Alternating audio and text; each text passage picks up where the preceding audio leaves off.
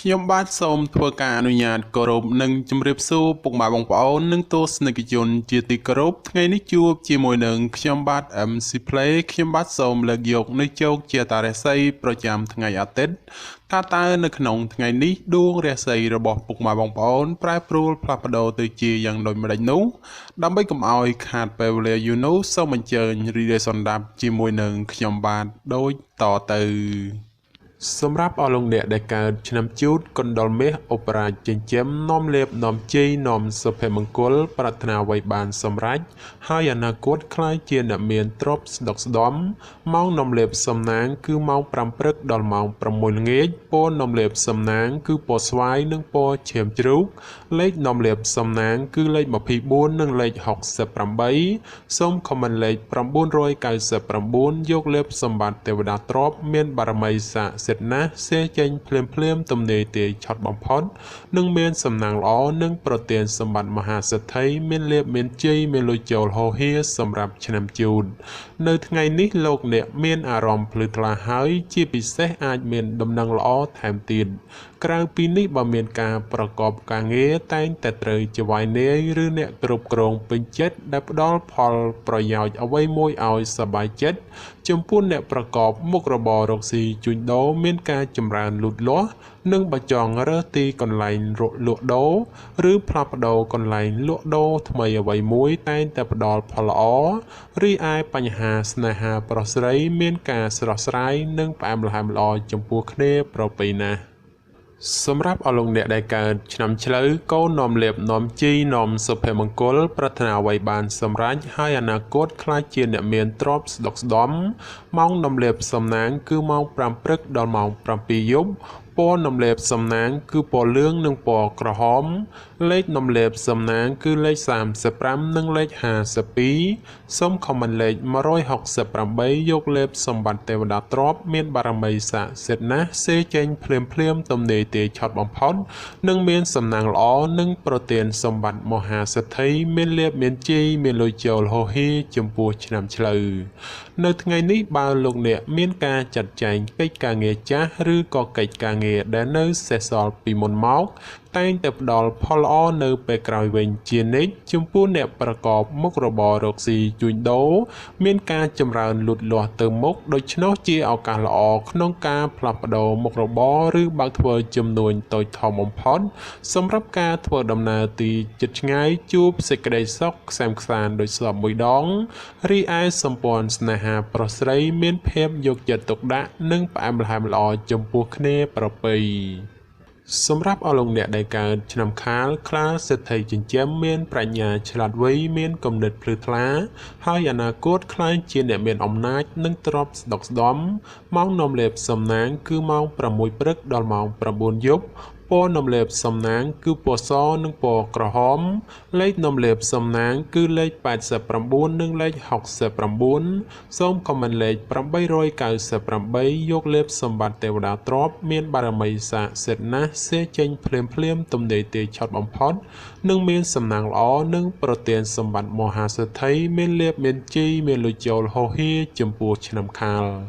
នៅថ្ងៃនេះលោកអ្នកធ្វើអ្វីក៏ដោយតែងតែភ្លឺថ្លានិងជួបតែសេចក្តីសោមនស្សច្រើនលោកអ្នកអាចសម្រុកការងារបានហើយពីព្រោះថាផលជាផ្លែផ្កាហុចមកវិញគួរជាទីកក់ក្ដៅចំណែកបើជាអ្នកប្រកបមុខរបររកស៊ីជួញដូរតែងតែអាចទាក់ទាញអតិថិជនចាស់ថ្មីឲ្យចូលមកបានគួរជាទីពេញចិត្ត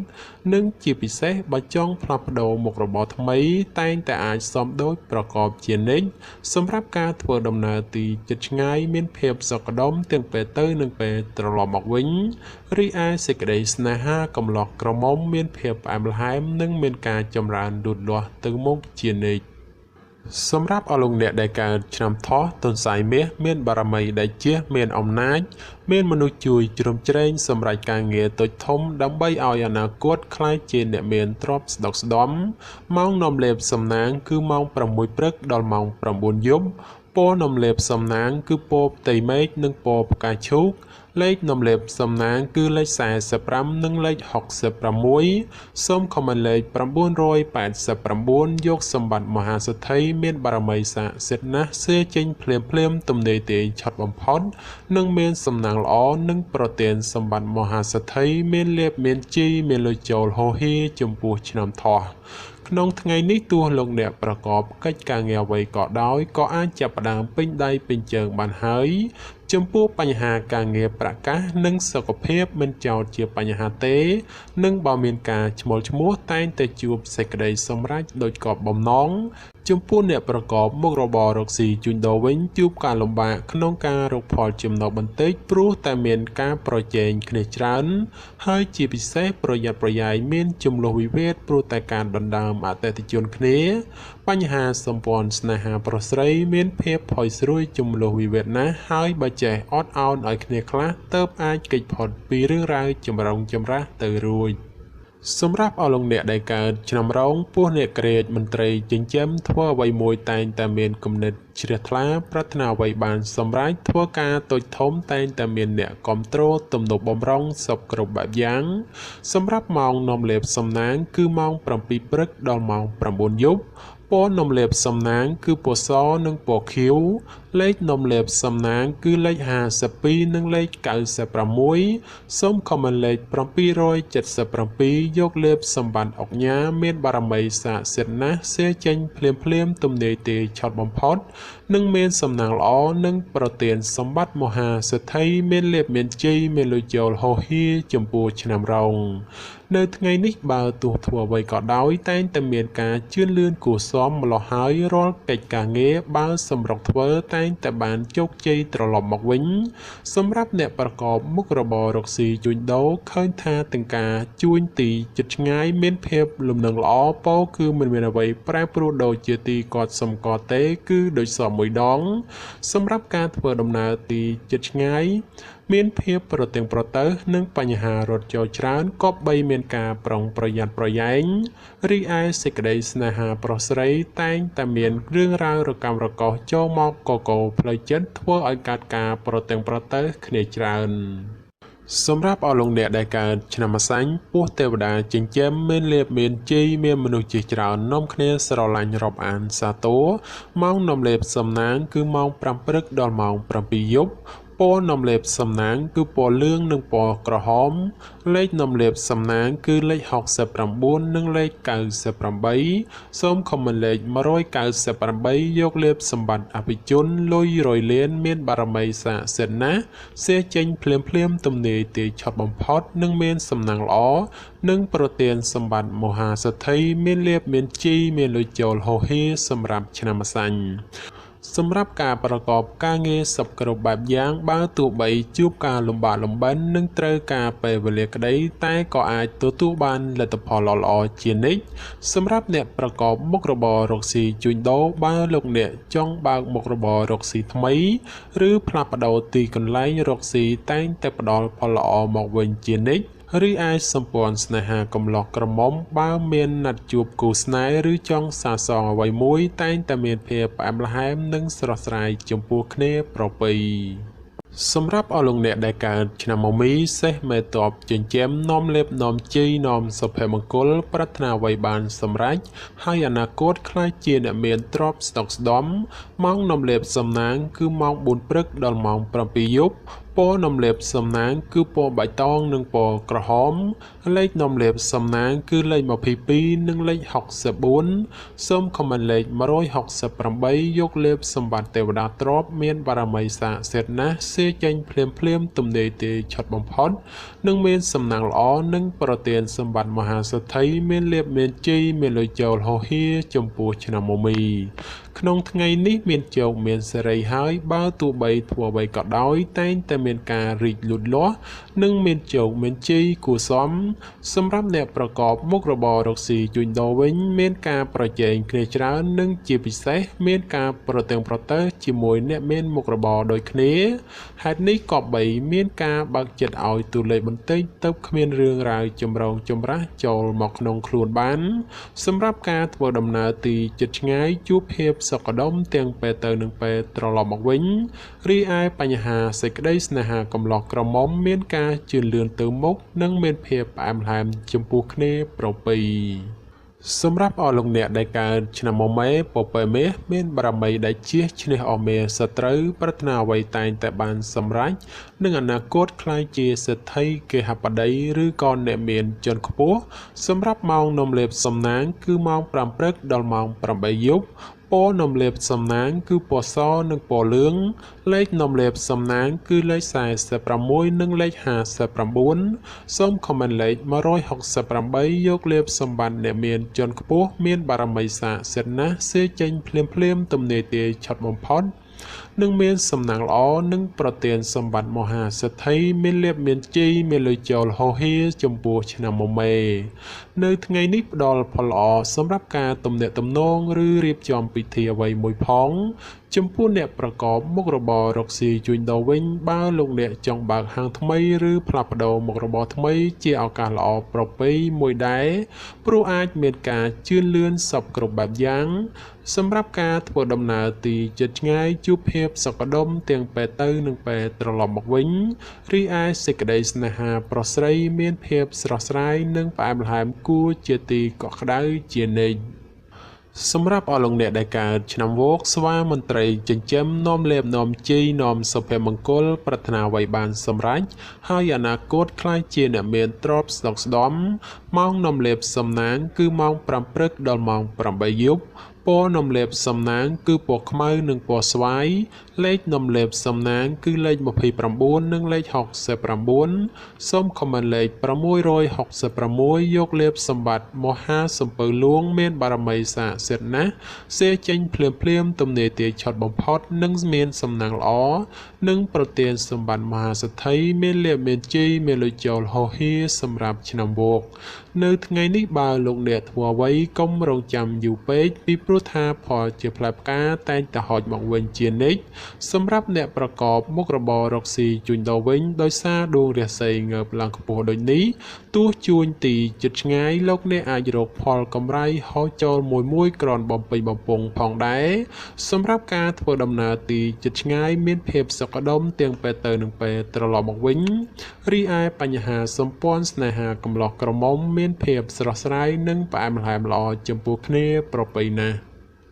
សម្រាប់អស់លោកអ្នកដែលកើតឆ្នាំរកាមន់មាសប្រាក់នាំលៀបនាំជ័យអុកញ៉ាចិញ្ចឹមមានសំណាងល្អឈ្នះអស់មេសត្រូវប្រាថ្នាអ្វីបានសម្រេចហើយអនាគតក្លាយជាអ្នកមានជាន់ខ្ពស់សម្រាប់ម៉ោងនាំលៀបសំណាងគឺម៉ោង6ព្រឹកដល់ម៉ោង7យប់ពណ៌នំលេបសំណាងគឺពណ៌ក្រហមនិងពណ៌សលេខនំលេបសំណាងគឺលេខ11និងលេខ69សូមខមមិនលេខ868យកលេបសម្បត្តិអ្នកមានជាន់ខ្ពស់មានបារមីស័ក្តិសិទ្ធិណាស់សេចេញភ្លាមទំនេរទាយឆត់បំផុត